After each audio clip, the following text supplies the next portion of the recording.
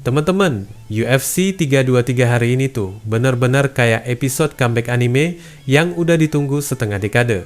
Petr Yan yang dijuluki No Mercy akhirnya nunjukin versi dirinya yang paling sangar. Setelah 2 tahun naik turun kayak naik odong-odong rusa, kehilangan sabuk, kalah kontroversial, mental digas sama netizen, dia balik lagi dengan mode Terminator buat ngehajar Merab Dvalishvili, si mesin kardio yang gak pernah capek itu.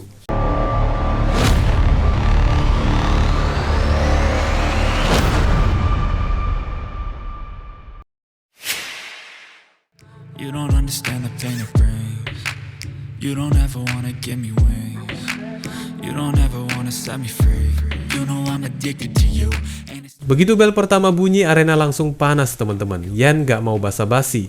Dia langsung lempar overhand kanan yang meledak kayak petasan tahun baru. Merab yang biasanya senyum-senyum santai mendadak kaget, kayak habis ditagih cicilan. Penonton langsung berdiri, ribut semua. Momen itu kayak cara Yan bilang, "Bro, gua balik. Dan gua bawa dendam." Merab ya tetap merab teman-teman. Begitu kena pukul, dia langsung aktifin plan A, B, C, sampai Z, grappling non-stop. Tapi kali ini ceritanya beda. Takedown yang biasanya gampang masuk, ke Yan mental semua. Tiap kali merab nyenggol pinggangnya, Yan kayak bilang, "Santai bro, itu udah kedaluarsa." Anti takedownnya bener-bener rapih parah. Merab nyoba masuk, Yan geser. Merab muter, Yan ngunci. Merab lompat, Yan seimbang, kayak latihan di dojo tapi lawannya atlet beneran.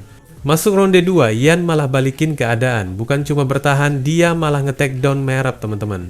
Satu-satunya orang di UFC yang kardionya bisa ngecas lampu stadion tiba-tiba ditumbangin ke matras. Merab berhasil nge-scramble balik, tapi damage mental udah kena. Yan berdiri lagi, muka tenang, gaya santai tapi matanya kayak laser. Tiap gerakannya dihitung, tiap pukulan niat, tiap langkah bikin Merab makin ragu. Ronde 3 makin brutal, Yan angkat Merab di pagar kayak mau mindahin galon air, terus boom, dibanting kepala duluan ke kanvas. Seluruh arena langsung heboh. Merab sempet bangkit gara-gara nahan di pagar, tapi kelihatan jelas dia mulai goyah. Dia nyoba balas dengan kombinasi asal ngegas, salah satu pukulannya bikin Yan jatuh ke posisi kayak duduk di sepedaan bentar. Tapi Yan gak goyah. Dia bangkit, senyum tipis, dan balik tempur kayak gak terjadi apa-apa. Di ronde 4, pertarungan berubah jadi adu mental. Merab udah ngos-ngosan teman-teman. Jagonya kardio aja, napasnya kayak orang baru selesai naik 15 lantai tangga darurat. Yan makin pede. Dia udah dapat ritmenya, gerakannya jauh lebih efisien. Kayak sistemnya jalan autopilot tapi level elit. Nah, ronde 5 adalah penanda siapa yang emang pantas punya sabuk. Sementara Merab masih ngejar takedown kesekian puluhnya, Yan malah ngasih pelajaran, sabar, timing, dan presisi. Takedown kelima buat Yan masuk mulus kayak pintu otomatismal, dan itu jadi pesan besar. Bro, lu bukan satu-satunya yang bisa grappling. Merab cuma berhasil 2 dari 25 takedown. Rasio yang biasa dia kira mustahil. Mesin akhirnya macet juga selain tampilan wajah yang terlihat bonyot di gasak Yan. Ketika bel terakhir bunyi, lu bisa lihat 2 hal. Merab berdiri sambil nyerap kenyataan pahit pertama dalam lebih dari 7 tahun. Dan Petr Yan yang akhirnya dapat kembali apa yang pernah diambil darinya. Bukan cuma sabuk, tapi harga diri, reputasi, dan kepercayaan fans. Saat pengumuman skor keluar, 49, 46, 49, 46, 48, 47, semua langsung jelas. No Mercy resmi jadi raja bantam lagi. Bukan lewat kontroversi, bukan lewat keberuntungan, tapi lewat performa paling rapih, paling disiplin, dan paling dewasa sepanjang karirnya. Ini bukan cuma kemenangan, teman-teman. Ini statement. Yan ngasih tahu dunia bahwa perjalanan gelapnya kemarin bukan akhir, tapi salah satu bab paling penting sebelum dia balik jadi monster. Dan buat divisi bantam, teman-teman, ini kabar buruk. Petr Yan udah balik dan misinya simple. Bersih-bersih divisi kayak dulu lagi.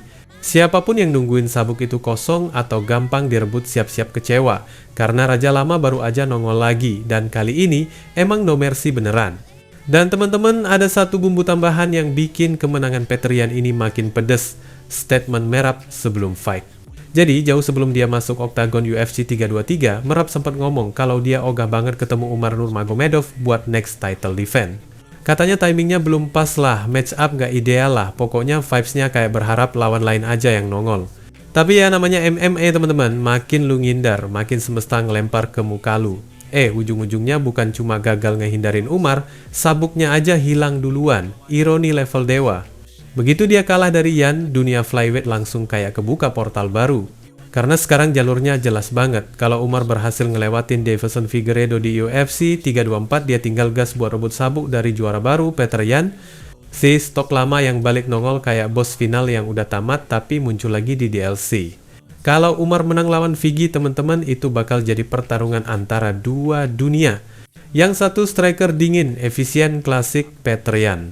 Yang satu lagi grappler modern, sistematis, kayak komputer jalan, Umar Nurmagomedov.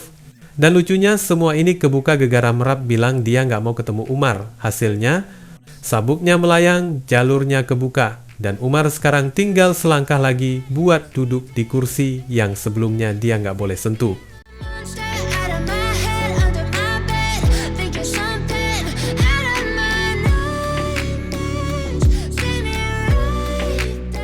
Teman-teman, UFC 323 hari ini tuh kerasa kayak film yang skip langsung ke klimaks tanpa babak-babak manisnya.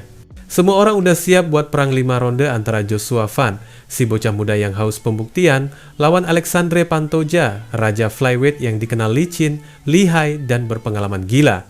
Tapi siapa sangka pertarungan yang di-hype sebulan penuh malah selesai lebih cepat dari waktu bikin mie instan. Dari awal masuk oktagon aja aura dua orang ini udah beda, teman-teman. Pantoja dengan tatapan dingin khas veteran, sementara Joshua Van masuk kayak anak muda yang gak peduli siapapun yang berdiri di depannya. Bocah ini udah bilang dia bakal keluar sebagai juara yang tak terbantahkan, tapi bahkan dia sendiri kayaknya gak nyangka kalau cara dia menang bakal seabsurd itu. Bel bunyi, crowd masih nyari posisi duduk, dan dua petarung langsung saling ngukur jarak. Pantoja ngetes range dulu, santai tapi siap menggigit kapan aja. Van juga nggak mau kelihatan grogi, dia langsung masuk-masuk jarak, nyari celah. Dan teman-teman, cuma beberapa detik chaos langsung terjadi. Pantoja ngelempar high kick, tendangan khas dia yang biasanya bikin lawan mikir 2 kali buat maju. Tapi kali ini Van baca gerakannya, nangkep tendangannya kayak orang nangkep bola plastik. Masalahnya momentum badannya Pantoja jadi hilang, dia kepleset sedikit, badannya ikut jatuh. Nah, di momen refleks itu Pantoja ngelepas pukulan kiri buat ngejaga diri. Tapi justru di situ petaka datang. Tangan kirinya bengkok ke arah yang gak manusiawi, teman-teman. Bener-bener kelihatan kayak sesuatu yang seharusnya gak kejadian di dunia nyata. Penonton dari yang teriak langsung berubah jadi aduh serempak. Komentator juga langsung berubah nada kayak lagi baca berita duka.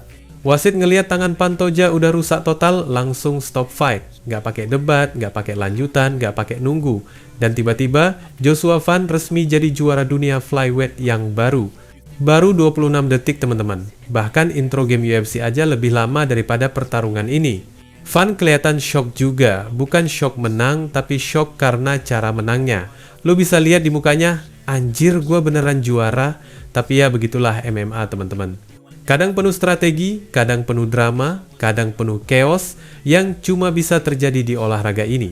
Sementara Pantoja, ya, semua orang tahu dia nggak bakal kalah kayak gitu kalau bukan karena cedera.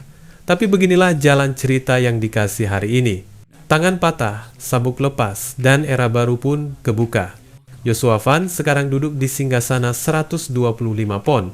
Muda, cepat, percaya diri, dan punya cerita paling random sepanjang sejarah perebutan gelar. Entah bakal bertahan lama atau enggak, itu urusan nanti. Wassalamualaikum warahmatullahi wabarakatuh.